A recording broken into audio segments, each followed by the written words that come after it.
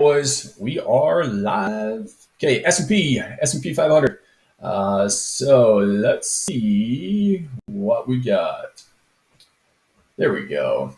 S&P 500 futures. Let's come out. We'll go big time frame here first, like we always do. You should always start on the largest time frame. Find your location to have a greater understanding of what should happen next. So here we are. We looked at this the other day. We got this upper trend line, and we are currently respecting that upper trend line, and we have come down below it.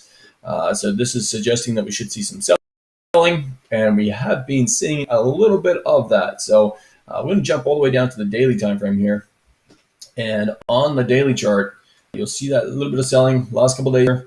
We've been coming down. Now we're coming down into an area here. You can see the long tails on the bottom of these candles. Those long tails are buyers.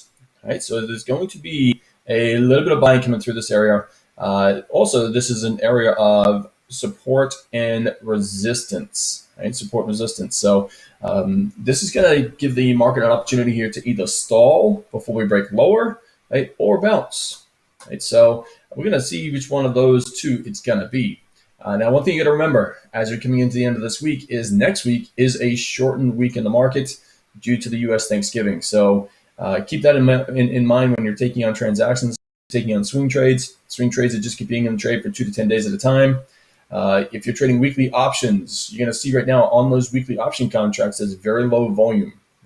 So very good time next week. Very good time with an extended weekend to be a seller of options because the markets can't move when they close, but theta, time decay of option contracts, will pay you money. So for the option traders out there, take that in consideration when you're setting up your transactions. So here on the 60-minute chart of the S&P 500, two major areas we're going to be looking at here is this area here of demand and the one below it. And this is all working in with those areas of support resistance. So right in here on the S&P 500 futures is you got this little area of demand. One of the things I don't like too much about this area of demand is all of the trading to the left of this area, right? All the trading through here. So you think of an area of demand, it's unfilled institutional buy orders. There's been a lot of transactions happen to the left-hand side of this, which gives us a lower probability of holding this market.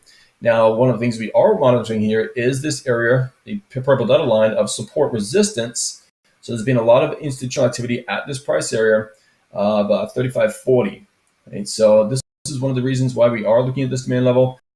This is also where we get the action in the upward direction to get into the uptrend up to the upper supply level up top here. So we're going to look for this area as either a point of reversal, right, or to stall to break down. The better area of demand that I like is this one right in here. And you can see the massive projection off this here, shot the market straight up. We've come right down here. This is a proven area of demand here. We couldn't even stay in this price area very long, and boom, up we go. So 35.5, right around the whole 500 is certainly not a bad area at all to look to get long the market.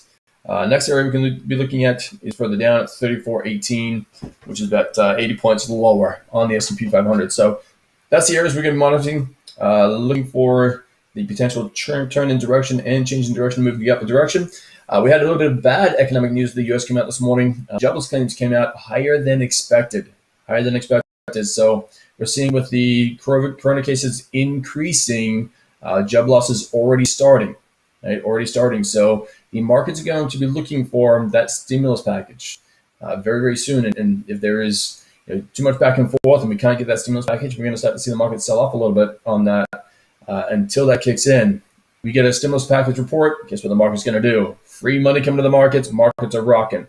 There's a lot of money on the sidelines right now. So savings rates are way up in the U.S. and in Canada. So all this free money coming from the government injecting in, and with a lot less expenses. We can't spend money on kids' sports and so on. The money's not going out, but the money's coming in. So for all the people that are working from home, maintaining their jobs, government's giving you money, expenses are much lower. Hey, we're saving it, which is a great thing. Now, long term, that's going to create inflation. Right? Massive inflation. So kind of think about that when you're making longer term investments. Here we are, Russell 2000. On the Russell, we broke this lower trend line there. So that was yesterday. Now, so the Russell's finally getting a little bit of weakness. We're coming up from the all-time high in the Russell 2000, and we are pushing to the downward direction. Support resistance is right here, right here. So that's your support resistance area. And this little demand level right there coincides with that support resistance area at 1740. Just below that is your 1737 area right here. So you get a level on top of level here. And either one of these, and the Russell having a huge amount of money coming into it right now, the higher level here, definitely keep an eye on this area. Let's get that price point down for you, because there's just huge amounts of money coming into the small caps here.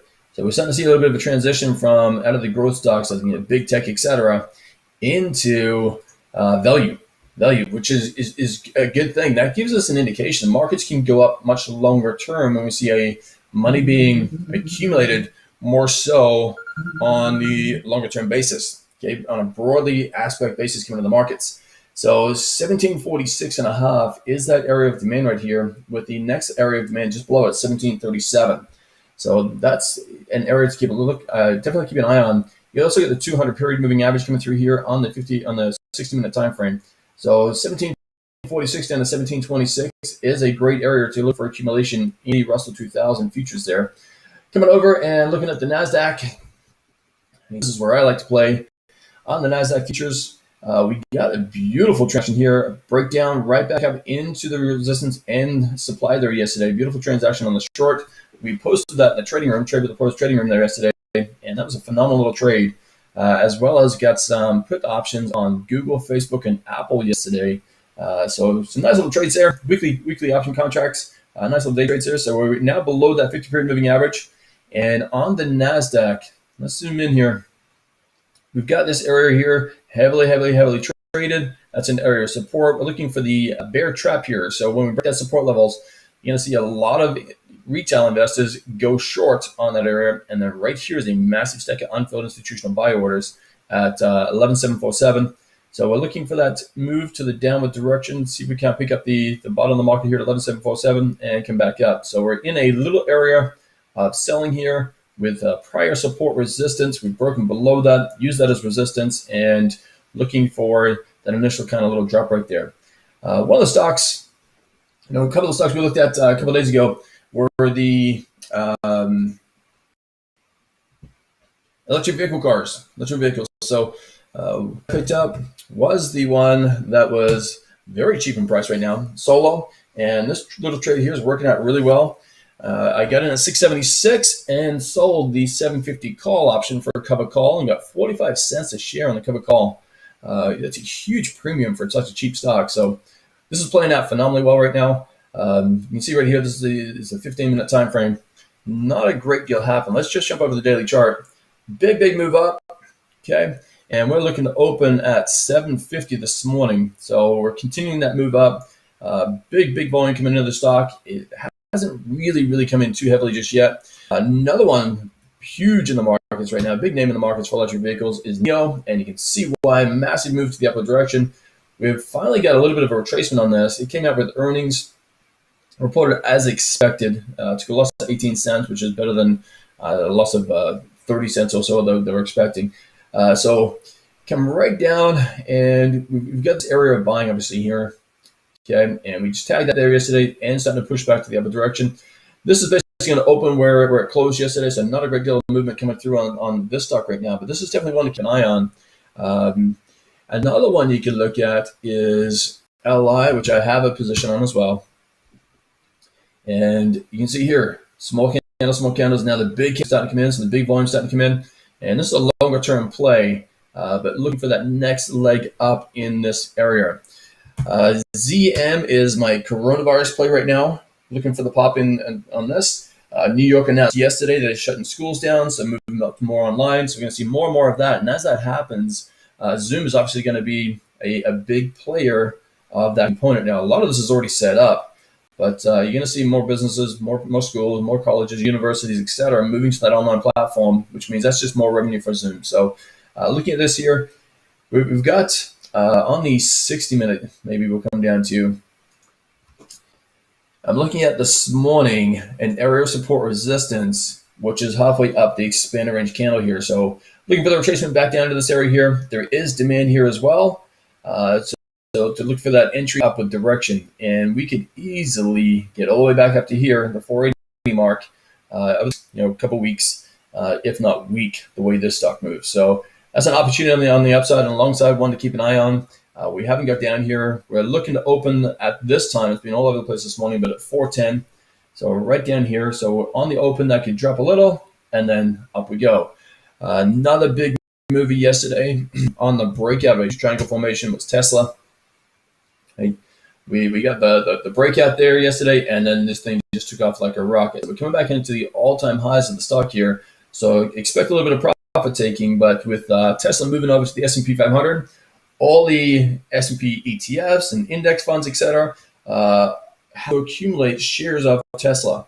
So without a huge accumulation buying, that's going to force this stock up just generically, naturally. So there's a quick little look at the markets for you. Markets are going to open in 4 minutes. Have a phenomenal trading day, and I will see you very soon.